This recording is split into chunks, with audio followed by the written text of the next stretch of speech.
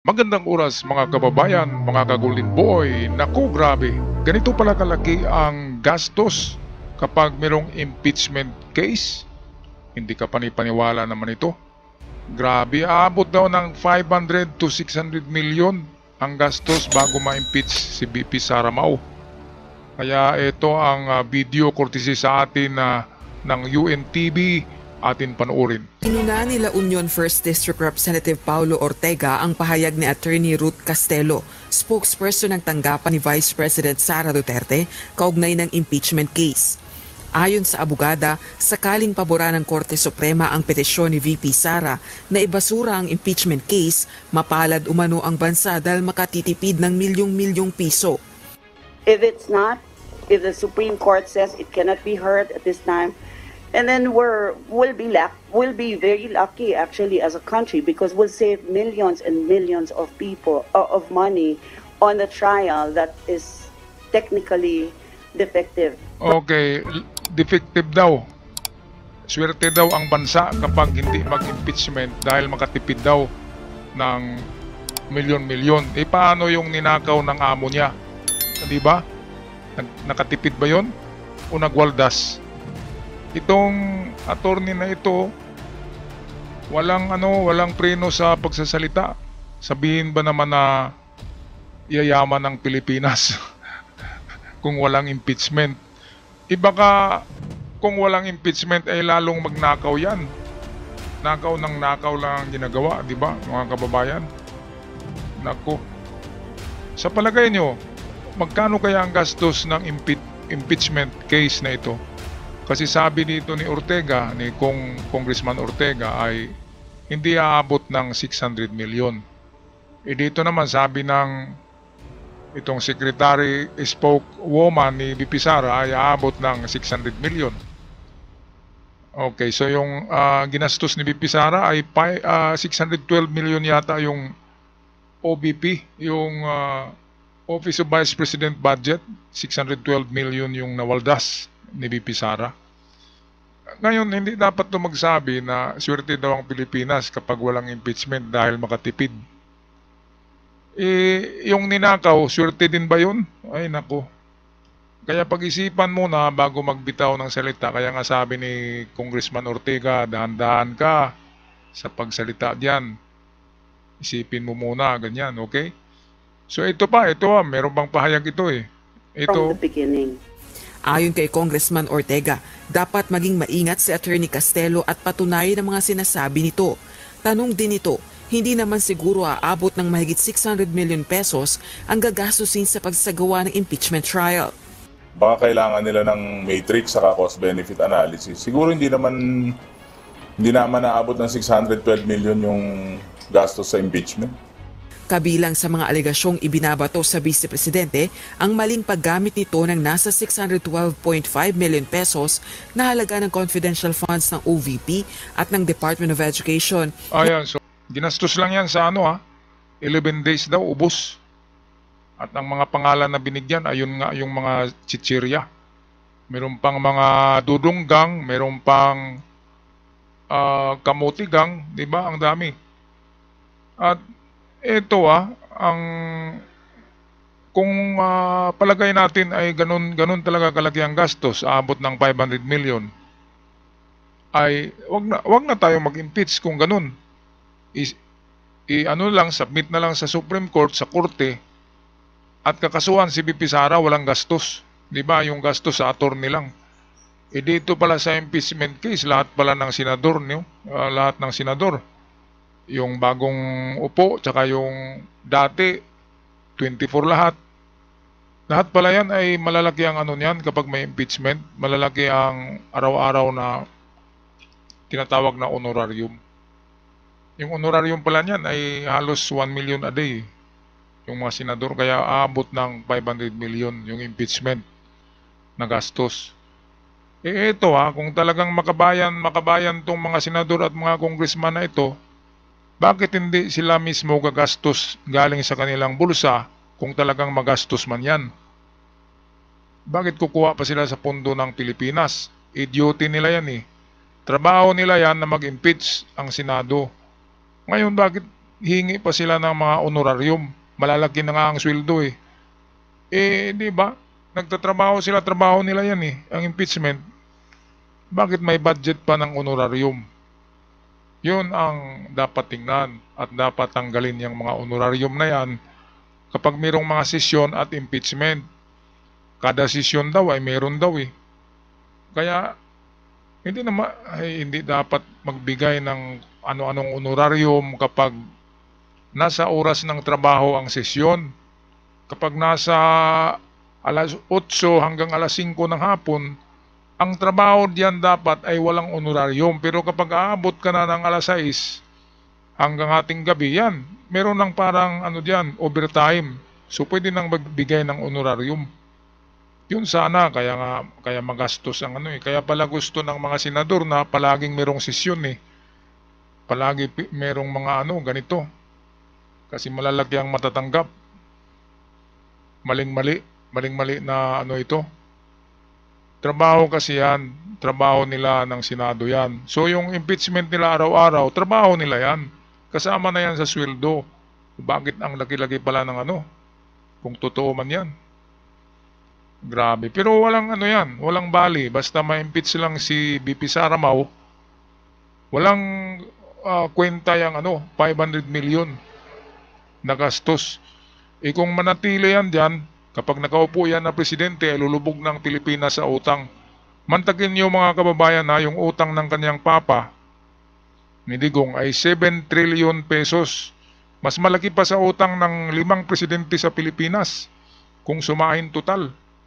Yun ang katotohanan yan. Kaya kapag uupo si Sara, parehong blueprint, parehong template ang gagamitin, uutang naman yan ng 7 trillion o 8 trillion pesos. Si BP Sara. At kaya tayo nakakautang, meron tayong deposito na gold eh. Sa Switzerland, meron tayong backup gold, kaya nakakautang tayo. At yung mga backup gold na yan ay utang natin yan sa mga Marcos na pundo sa Switzerland, sa World Bank. Kaya nakakautang tayo. Yung gold reserve natin ay kung magnanakaw pa yung mga Marcos, ay dapat tinangay na yun, di ba? Pero iniiwan pa rin diyan sa Central Bank na nakalak. Pero pagdating ng ibang presidente, unti-unting lumiliit eh, ang gold bars.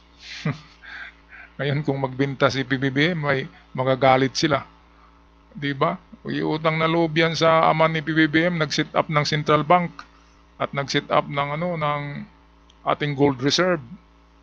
Yan ang hindi alam ng mga DDS, na ang set up na yan ng gold reserve natin ngayon ay ang nag-set up si Ferdinand Marcos, pati na ang building ng Central Bank na nilagyan noon ng 4,000 tons of gold bars na unti-unting naglaho. Alright, so patuloy tayo dito sa ating video at mamaya mayroong pangalawang clip. Maganda rin tong pangalawang clip na bigyan natin ng reaksyon mga kababayan. Okay, so patuloy tayo. Si VP Sara pa ang kalihim ng kagawaran. Nauna nang ipahayag ni Senate President Cheese Escudero na kulang 1 milyong piso ang inaasahang gastusin ng Senado sa impeachment trial ni VP Sara. Sa pinakahuli namang statement ni Senator Joel Villanueva, sa August 4 pa posibleng mag-reconvene ang Senate Impeachment Court. Rosa Licoz, UNTV News and Rescue. Radla, yan ang ibinigay na reaksyon ng Palasyo kaugnay ng inihaing panukalang batas naman ni Presidential Sister Senator Amy Marcos na President Rodrigo Roa Duterte Bill o PRRD Act. Okay, so ano ba itong PRRD Digunyo Act? Ito ay nagsasabi na wag daw natin isurrender si Bato sa ICC. Kasi itong act na ito ay ginawa na ito ni Babalina para dipinsahan si Bato. Kasi kung matanggal si Bato sa Senado ay kulang na sila, di ba? Magiging minority. Kaya parang larong chess ito eh. Actually, itong sinabi na bawal daw mag-surrender tayo ng ating kababayan sa ibang korte. Bawal yan kapag kaya pa natin dito litisin sa Pilipinas. Ikatulad kay Digong, hindi na kaya, di ba? Kasi magkagulo, magkarevolusyon, magkabarilan. Kaya ang ginawa nga ng ating gobyerno ay Dahil wanted siya sa ICC, sa International Court, kaya isinurinder siya. Kasi hindi na magkaibigan eh. Kung hindi lang nila inaway si PBBM, mayroon silang usapan noon na kapag tapos na si PBBM sa termino, ay si BP Sara na. Ngayon nag-aaway na eh, so magbabago na yan. Mabuti pa magipag-reconcile tong sila BP Sara para ibigay ni PBBM sa susunod na na taon ang itong pagkandidato kay BP Sara, pero hindi na. Kasi alam na natin ang mga ugali at mga ginawa eh. Iboboto pa ba natin yan kahit na i-endorse yan ni PBBM, si BP Sara sa 2028, ay wag na tayong bumoto kasi alam naman natin ang kayang gawin ng mga yan. Lilimasin lang ang kaba ng bayan, di ba? Balik tayo dito sa sa PRRD Act. Ay ano bang meron dito na itong si Babalina ay nagiging dapat yung batas na isulong mo ay para sa kapakanan ng taong bayan ng Pilipinas, hindi ng isang digunyo. Di ba, mga kababayan? Ay para lang pala kay Digong ang batas na ito. At para kay Bato de la Rosa para hindi na ma-arrest ng nitong ICC. Grabe talaga si Babalina. Akala ko ba tong Babalina na to, na drama-drama lang yung pagkampi niya noon sa mga DDS. Ngayon, totohanan na Sabi ng iba, sabi ng mga nagchismis, ay hindi daw nahatian ang gold ni PBBM. Dahil pangalan ni PBBM yung beneficiary sa Switzerland Hindi nahatian si Babalina, kaya ganun na lamang ang galit niya kay PBBM. Yun ang sabi ng mga comment natin noon sa yung vlog ko sa mga ginto. Kaya siguro totoo yan. Kasi hindi na nagkikialam si Imelda Marcos sa dalawa Pinabayaan na lang. Paano kasi hindi naisulat sa benepisyaryo ng mga ginto si Babalina? Ang naisulat doon ay ang spiritual wonder boy lang. Sino bang wonder boy? Sinong maliit na bata noon? Hindi si Bongbong Marcos.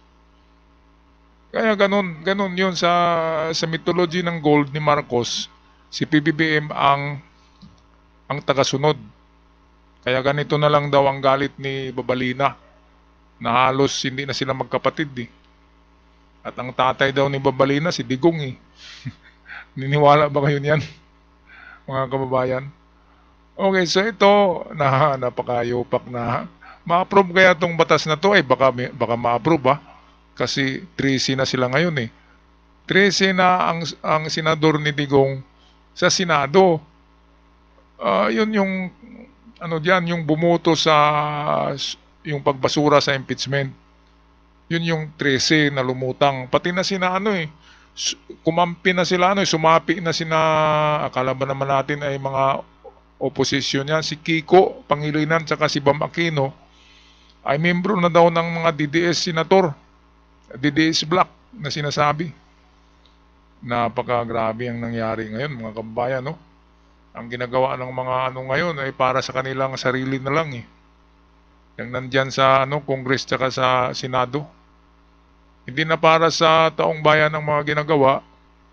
Katulad kay Amy Babalina Marcos Duterte, ay ang ginawa niya ay gumawa ng act ng batas na hindi na tayo mag-surrender ng sino man na arestuhin ng International Court sa Pilipinas.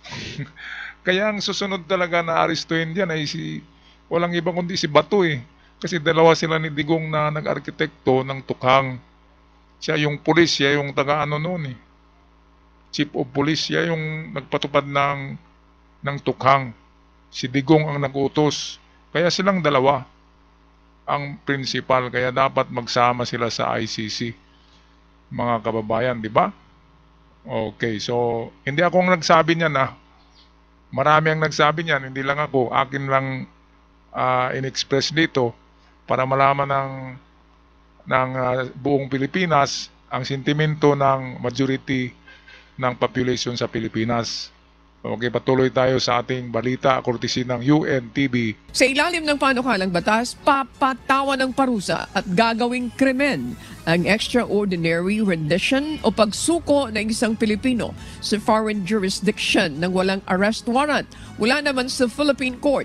Mababatid na isinuko si dating Pangulong Duterte sa International Criminal Court sa the Netherlands kahit hindi na bahagi ng Rome Statute ang Pilipinas. Eto, sinali pa pala ni Babalina ang rendisyon, wala na daw rendisyon. Itong rendisyon naman para kay Harry Roque yan eh. Kasi si Harry Roque ay rendisyon yan. Kasi hindi na umuwi ng Pilipinas. Kaya ang gagawin ng ating gobyerno is ipa-extradite si Harry Roque or rendisyon. Kaya dalawa pa lang na protektahan ng batas na ito ni Babalina. Yung arestuhin si Bato at ma-rendisyon or extradite itong si Harry Roque sa labas. Sino bang dapat i-extradite, di ba? I-rendisyon. Wala namang iba. Wala namang ibang kalaban sa labas. Sa labas natin, di ba? Kundi yung diyan, Harry Roque lang eh. Kapag rendisyon, kukunin natin yung ating kababayan sa labas. Isuli sa atin. At itong arrest naman, ginawa ng ICC ay yung pag-surrender natin ng ating kapwa Pilipino na hindi naman Pilipino kasi ang mahal niya ay China, di ba? Paano masabi na isinuko natin ang soberenya? Siya ba yung buong katauhan?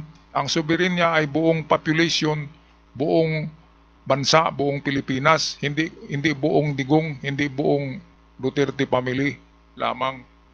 Ang soberenya ay ang taong bayan. Yan ang soberenya.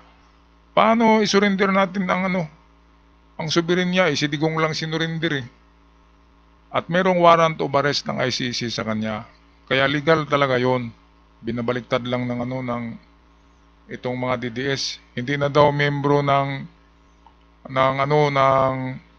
ICC ang Pilipinas noong 2019. Hindi na nga. Pero noong 2016 to 2018 ay membro at yung mga panahon lang na yon ang ikinakaso kay Digong doon sa The Hague, sa ICC. Hindi na yung nangyari sa 2020, 2021, hindi na. Hindi na kasama yon kasi hindi na nga membro. Yun lang naman yung mga technical eh. Tapos inuulit-ulit palagi na hindi raw tayo membro. Hindi tayo membro pero membro tayo noong 2016 sa panahon ni hindi lang pala 2016 sa panahon yun ni Benigno Aquino Jr. ay nagpamembro tayo. Kaya utang natin kay Pinoy ang pagiging member natin ng ICC.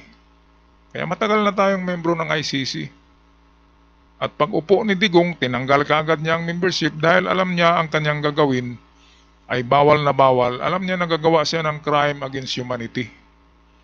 Okay, so tapusin na natin ang balitang ito courtesy ng UNTV. Trabaho naman po ng isang senador na gumawa ng makabuluhan na batas para sa taong bayan, sa ikauunlad ng bansa, hindi para sa pansariling kapakanan. Ayan, so hindi na gaanong bumanat kasi palabas na to eh. Hindi na gaanong bumanat si Claire Castro. Tama nga naman. Lahat ng mambabatas, Congress at Senador ay meron silang rights to make or write bills. Pero hindi para sa pansarili at pangpamilya. Ang ginawa ni Amy ay pangpamilya eh. At pangkaibigan lang. Protection kasi yan para kay Bato kasi si Bato ang isusunod talaga ng ICC. Lahat nakahanda na yan eh.